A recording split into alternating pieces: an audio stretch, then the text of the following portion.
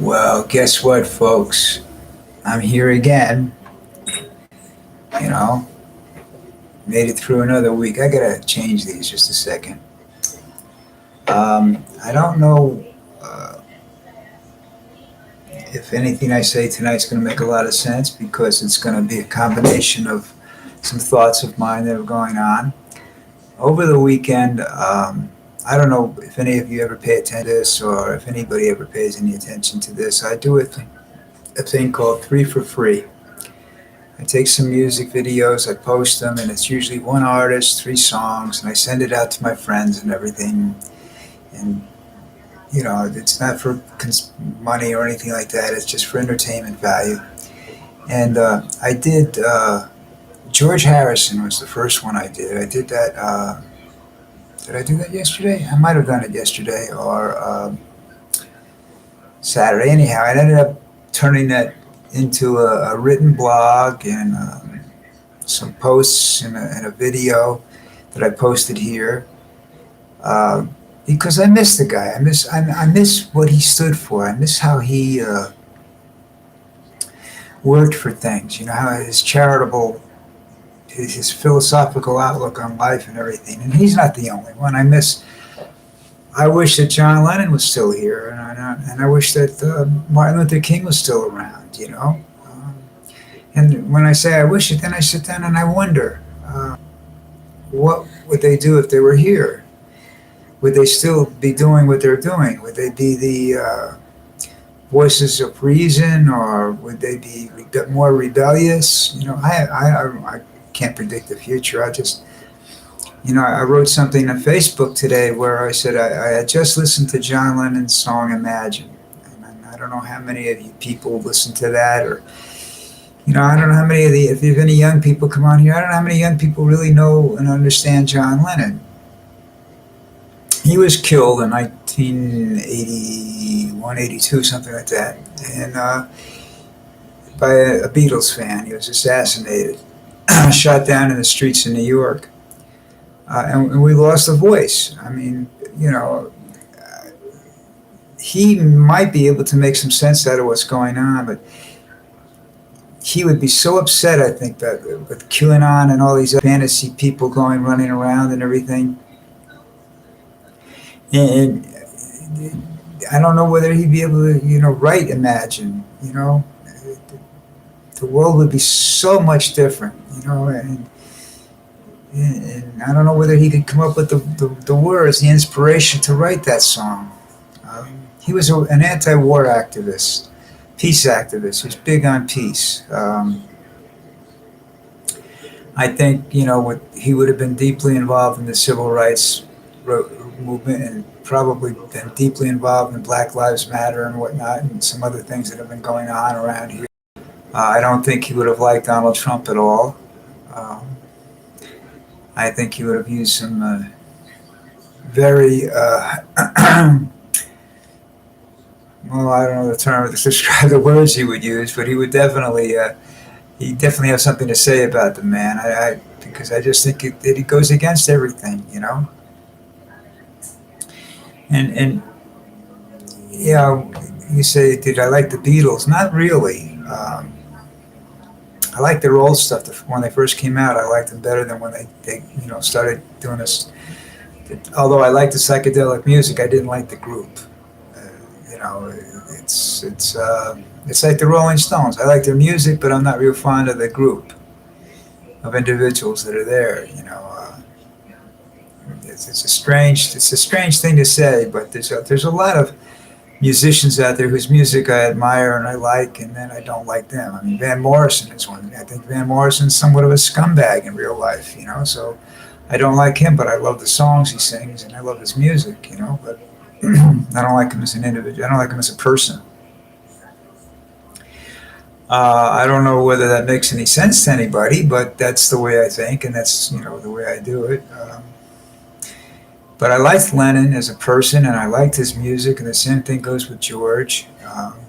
Ringo, I really don't know that much about. I haven't really got anything against him as a person, but I don't hear much of his music really, so I really don't know whether, you know, I would enjoy it or not. I have no use for Paul McCartney whatsoever, and I don't. And it's not because I blame him for the breakup of the Beatles or anything like that. I don't know what caused the breakup. I'm assuming money issues or something, or egos. Too many egos in one room or whatever.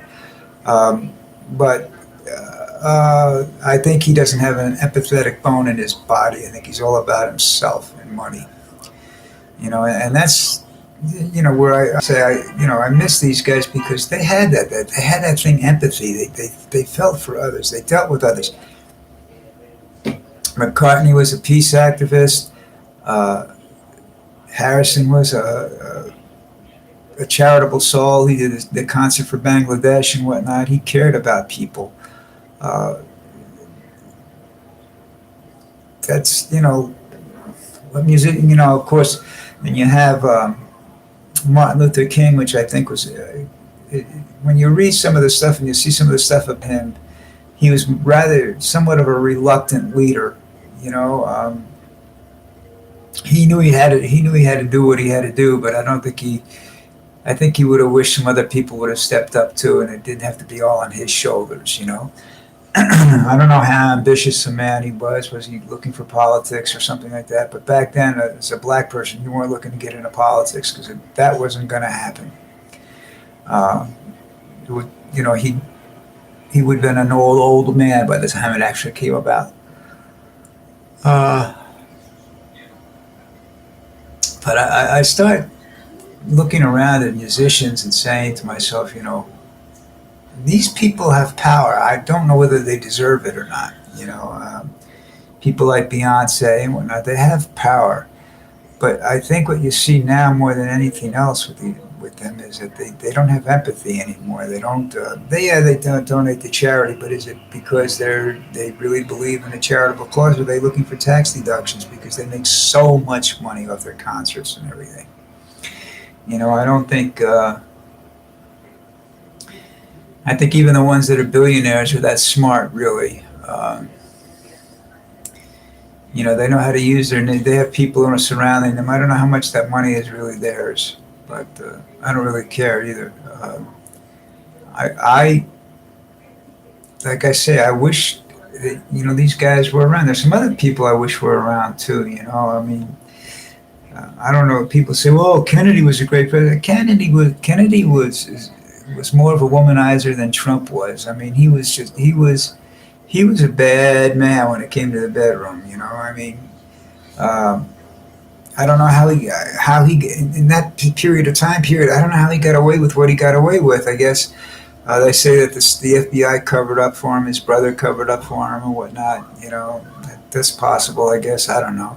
But he was a womanizer, and his wife stood by him and everything like that. And I don't know anything about his wife really. She was supposed to be a very charitable person, but I don't know whether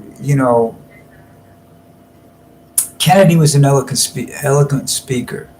Uh, Something we don't have anymore, really. I mean, that was what made Martin Luther King great. He was eloquent speaker. I mean, John Lennon just talked to people. You know, uh, it's like me. Okay, I write books. I write books, and then I get grammar police screaming at me and whatnot. Because it's the grammar's not right. This, that, and that's why I like to do these. Uh, there's no such thing as correct grammar when you're talking. You can say whatever you want here. I can do it whatever way I want. And, they say, well, he's rambling. So what? I got the balls to be here. You don't. So shut up and let me talk. Um, I enjoy doing these things. They keep my mind active. I sit here and I think, and I get to express some of the thoughts that are clouding my mind. Um, the world's in a mess. It's not just part of it. I don't know. I stopped to think the other day too, when I was doing all this stuff with Lennon and Harrison and Martin Luther King and all these other things going through my head. I stopped to think about how would we have reacted to these situations had the virus not been present. Would that have changed anything? And I go back to see the timing and whatnot, and I go, no, I don't think it would have time. I don't really honestly believe that it would have changed anything at all. I think it would have. I think everything would still be the same. I think there would be just much disruption and whatnot. Maybe some of these idiots wouldn't have got elected. But now you get the Supreme Court. They want to do away with abortion. Abortion was made legal because women were going out and going to the what they used to call the hot hanger crew. Women were dying from abortions, right? That they were getting in alleyways and whatnot because they didn't want to raise. They didn't want to raise her. They got raped and they didn't want to raise that kid, or the guy that they were with turned out to be a complete scumbag, and they didn't want anything to do with him, and they didn't want to have the child, or they couldn't afford the child. They were poor. They didn't want another child. Things that other than they were hookers and just wanted to get rid of the baby. So that's one of the reasons why it became legal, and it's a woman's right. It's her body. It's not mine. I was careful when I was with women. I was always making sure that there was some sort of precautions being taken. And if no women ever came up to me and told me anything about a child or anything. If they had, I would have taken responsibility for it. I wouldn't have liked it, but I would have had to take responsibility for it. um, you know, I'm not going to. I believe in abortion. I think it should exist. I think the fact that it's legal is a good thing.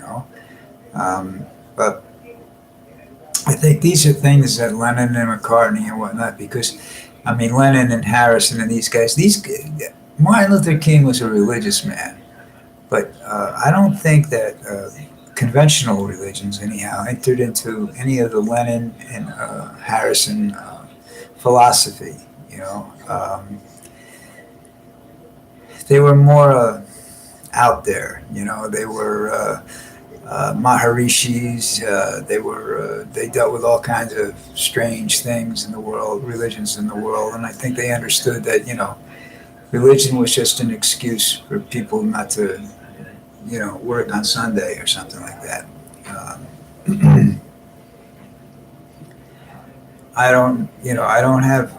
I believe in God. I don't believe in religion.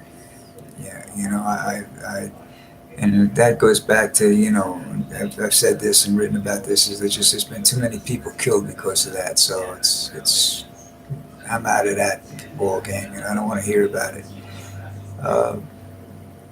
But I'd love to be able to see a rally of people sitting around and singing "Give Peace a Chance" rather than setting fires to cars and throwing bricks at the cops and whatnot. That's a tough job. I look. I went through riot control training back when I was in the National Guard, and that doesn't. It's like going to basic training.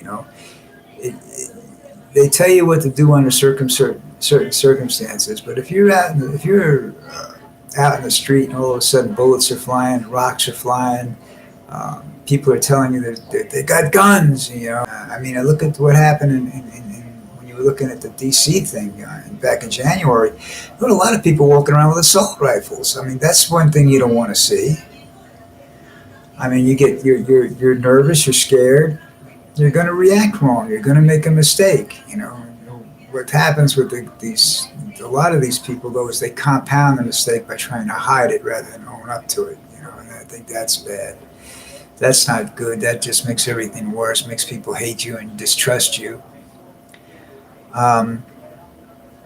Met some crazy cops in my life.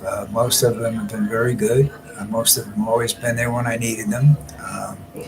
I'm not going to sit around. Same here. They're very nice to me here.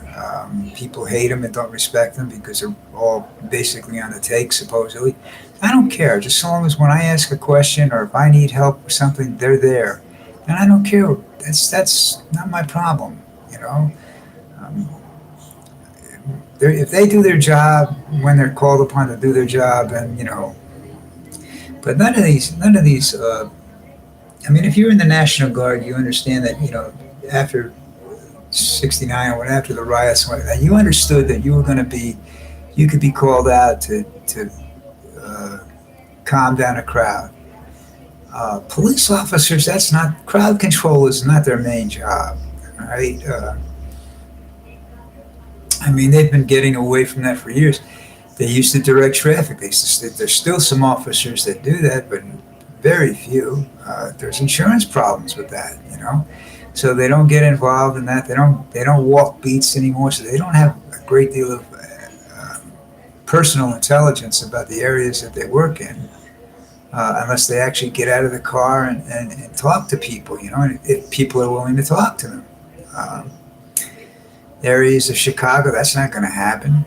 Uh, Areas in New Jersey, you go down to one. I don't know whether it's still the same, but when I was back in the '70s, early '80s, uh, I used to repossess cars, and I went down to Long Branch to get a car one time, and the police wouldn't go into this area. They just refused, flat out told me, said, "Good luck, uh, they'll bring the body out." I got the car. I drank a lot back then, so I was a little crazy. Um, but the U.S. government was so afraid of John Lennon that they spent Nixon spent 2 or 3 years trying to get him deported while he lived in New York City. And I don't know whether he deserved it or not. I mean, I know there was some drug issues and whatnot, and I don't know how that plays into his ability to stay here or not. I think if he didn't have the lawyers he probably would have been deported. But that's not, they deported him because he was an influence, and they felt a bad influence. He had more sway with young people than Beyonce or Kim Kardashian or any of these other superstars that are out there now. I mean, everybody wants to look like these people, but they're not you. I mean, Lennon would show up in a pair of torn jeans and a T-shirt that looked like 2 days that he'd worn it for 2 days, or a Met shirt, something like that. He didn't care. Beyonce goes out and she's got $100,000 worth of clothes and jewelry on her. Well, not just clothes. Jewelry's probably a lot more than that. So, I mean, that's the same thing goes with all of the people that are out there now. And even Bob Dylan, wears cashmere jackets and whatnot now that he couldn't afford back in the day. Motorcycle jacket he wore for years. Same thing with Bruce Springsteen. He used to wear a brown leather jacket all the time. His shirts are monogram. His shirts are a little bit more expensive now. Uh, they get money and they forget where they come from. I don't think Lennon ever forgot where he came from. I mean, sure, he lived nice, but you walk into his house wasn't, $1 million worth of furniture in it. It was comfortable. It was a home. Harrison lived on a farm. Yeah, he had a big farm in England. So what? He wanted privacy. He deserved it. But I mean, he was willing to come out and talk to people. He was willing to go do concerts for with things he felt were important, and he would speak on important issues. And he didn't show up in a tux. He showed up comfortable. Um, they were people, and they could deal with this stuff. They dealt with people like themselves. I don't. This is the other thing I don't understand. They talk about elitism. In the entertainment industry is elitism. I mean, you have Springsteen talking about the common man all the time. His daughter's an equestrian. She owns 3 horses. I think there's like almost $1 million in horses. They live on a nice big farm in New Jersey, a very rich part of New Jersey. They pay a lot of tax, and I'm not sure how they do with the property tax because it's farmland, and farmland is different than if you build an estate. But he's not, he's so far away from the common man. common man can't walk up and knock on his door. I mean, that's not happening. Um, and I like Springsteen's music. I think, I think he's lost touch. Um, maybe I'm wrong. I don't know. Bob Dylan lives on a farm in I think it's Minnesota, where he's from. And as far as I can tell, he's gives a lot of stuff away, and he's not hoarding money anyplace or anything like that. And I don't know why he keeps going out. He doesn't have to go out. He's as old as I am, a little older, I think. He doesn't have to go out and do 220 concerts a year, but he does. You know, they get smaller and smaller every year, but I guess that doesn't, phase him one way or the other. But I don't think he's true elitist. I think he's elite, but not true elite. And when I say elitist, I mean these people that don't want anything to do with the common man. Blacks are especially like that in the rap industry. You watch these guys after a while. They've got $500,000 worth of gold hanging around their neck. And they're supposed to be guys that are out there talking to everybody and being they're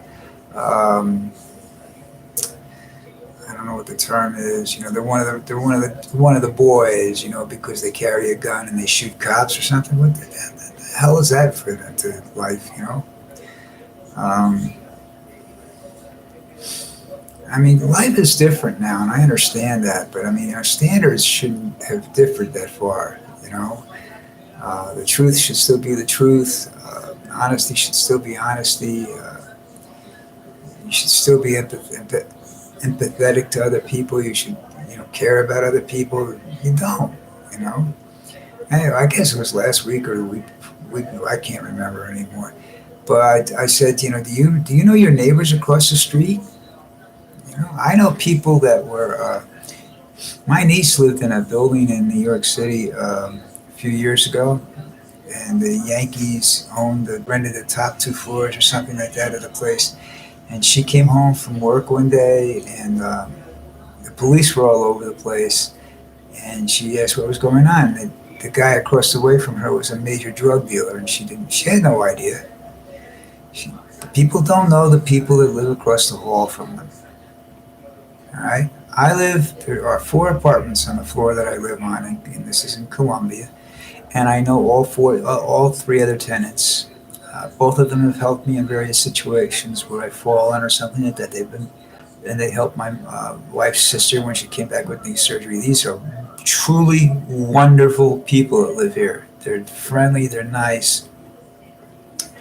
I don't know whether they're, drug dealers or anything like that. I would doubt seriously. One's about an 80-something-year-old woman, and the other 2 are family orientated. They have 2 kids apiece, and the kids are great. They're very intelligent. The girls are beautiful. It's I can't, and I know most everybody else in the building too, and they're all the same way. They're all nice. Even the assholes that party and keep you up all night are still nice people when you meet them in the elevator, And they love my dog. They love Antonia. Antonia's here. Come here, girl. Hold on a second. Come over here. Come here. Come here. Come here. I can't pick you up. You're too heavy. Come here. Get up. Oh. You okay? Can they see? They can't even see you. You got to get up higher. Come on. Oh. There she is. That's Antonia. She still exists. She weighs about 50 pounds right now, and loves cookies. Okay. There you go. All right. I've been trying to get her on here for a while. I said if I could use my other camera, she'd be on every week, but I can't, so I have to wait till she comes around and sits by me. She loves me. I like to know your opinions on things, but I don't know if there's anybody out there that's actually going to sit around and write something and tell me that, make a comment. Uh, what would you think would happen? How do you think McCartney and Harrison would be right now? And would Martin Luther still be as peaceful a man as he was back then and today's world with all the shootings and whatnot was happening? That'd be an interesting thing to hear about, you know. Or I don't know if anybody will ever. I don't know if anybody ever watches these things, and I don't know whether anybody will ever say anything about it, you know. But it's an interesting topic, you know. Um, I guess we're nearing the end of the thing. We got about 5 minutes left. I don't know really what to talk about anymore. Well, I know you guys, all of us, if you're like me, you have the football draft coming up Thursday. That's a big sporting event for me. You know, I don't like baseball. Watching baseball is like watching grass grow. I don't. I watch some soccer. I prefer to watch what they call football down there. I would prefer to watch the English soccer teams. The Colombians are just like actors. They fall down all the time. It's ridiculous, you know. I mean, if there's a sport that's fixed, that's it, and especially down here. Um,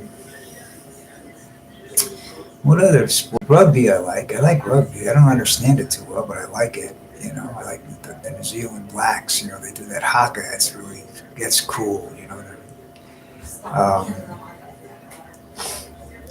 but basically, I'm a American football fan, and it's a big thing. You know, the draft is a big thing. Um, I think these guys are paid far too much money, but some of them anyhow. I mean, it's a tough job. They have a limited life expectancy in the business, you know.